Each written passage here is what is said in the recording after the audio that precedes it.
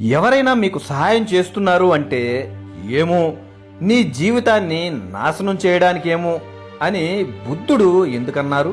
ఒకసారి బుద్ధుడి దగ్గరికి ఒక వ్యక్తి వచ్చాడు. అలసిపోయి చాలా నీరసంగా ఉన్నాడు. బుద్ధుడికి నమస్కరించి, నేను ఓడిపోయా, ఇంకా నా జీవితం ఇంతే, నేనింకా పోరాడలేను. ప్రశాంతంగా ఉన్న ఆ బుద్ధుడు విని, నీకు ఒక సత్యాన్ని చూపిస్తా, చిన్న కథలో చూడు. ఒక వ్యక్తి అడవి గుండా వెళ్తున్నాడు. ఒక చెట్టు కొమ్మ మీద గొంగలి పురుగు సీతాకోక చిలుకగా మారే క్రమంలో చాలా కష్టపడుతుంది బయటికి రావడానికి. అది చూసిన ఆ వ్యక్తి అయ్యో అని దయతో దగ్గరికి వెళ్ళి సీతాకోక చిలుకని బయటికి తీస్తాడు.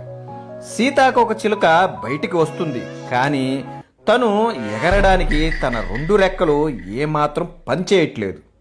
అది సొంతంగా తనకు తాను కష్టపడిన సంఘర్షణలో బయటికి వచ్చి ఉంటే ఆ రెక్కలకి ఎగిరించే శక్తిని వచ్చేది, సొంతంగా ఎగరగలిగేది. కానీ అది జరగలేదు. సంఘర్షణ ఏదో ఒక గుణపాఠాన్ని నేర్పుతుంది. నీ సంగతి అంతే. కష్టపడుతూ ఉంటే ఏదో ఒక రోజు నీ రోజు అవుతుంది. అదే ఆధారపడితే ఆ రోజు గురించి ఎదురు చూస్తూ ఉండాల్సి వస్తుంది. జీవితంలో కష్టాలు పడాలి, జీవితంతో సంఘర్షణ చేయాలి. అప్పుడే నిలబడి సాధించగలవు.